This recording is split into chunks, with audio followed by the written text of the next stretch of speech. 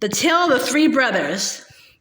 There were once three brothers who were traveling along a lonely, winding road at twilight. In time, the brothers reached a river too deep to wade through and too dangerous to swim across. However, these brothers were learned in the magical arts, and so they simply waved their wands and made a bridge appear across the treacherous water. They were halfway across it when they found their path blocked by a hooded figure. And Death spoke to them. He was angry that he had been cheated out of three new victims, for travelers usually drown in the river. But Death was cunning. He pretended to congratulate the three brothers upon their magic and said that they each had earned a prize for having been clever enough to evade him. So the oldest brother, who was a combative man, asked for a wand more powerful than any in existence, a wand that must always win duels for its owner, a wand worthy of a wizard who had conquered death. So Death crossed to an elder tree on the banks of the river, fashioned a wand from a branch that hung there, and gave it to the oldest brother. Then the second brother, who was an arrogant man, decided that he wanted to humiliate Death still further and asked for the power to recall others from death. So Death picked up a stone from the riverbank and gave it to the second brother and told him that the stone would have the power to bring back the dead.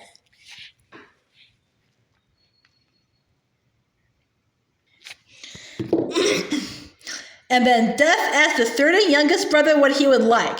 The youngest brother was the humblest and also the wisest of the brothers, and he did not trust Death. So he asked for something that would enable him to go forth from that place without being followed by Death.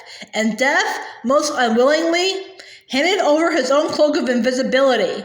Then Death stood aside and allowed the three brothers to continue on their way.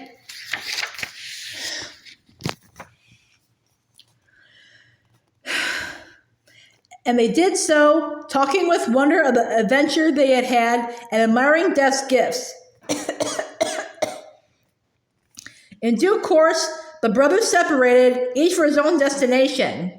The first brother traveled on for a week or more, and reaching a distant village, sought out a fellow wizard with whom he had a quarrel.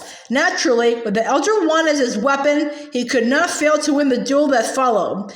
Leaving his enemy dead upon the floor, the oldest brother proceeded to an inn where he boasted loudly of the powerful wand he had snatched from Death himself and of how it made him invincible.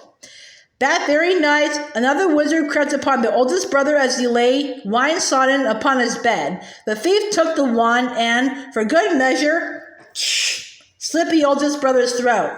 And so Death took the first brother for his own. Meanwhile, the second brother journeyed to his own home, where he lived alone. Here, he took up a stone that had the power to recall the dead and turned it thrice in his hand.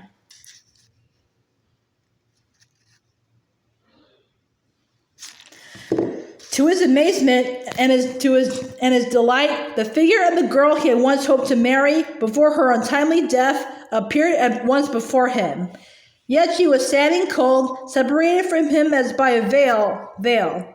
Though she had returned to the mortal world, she did not truly belong there and suffered. Finally, the second brother, driven mad with hopeless longing, killed himself so as truly to join her. And so Death took the second brother for his own. But though Death searched for the third brother for many years, he was never able to find him. It was only when he had attained a great age that the youngest brother finally took off the cloak of invisibility and gave it to his son.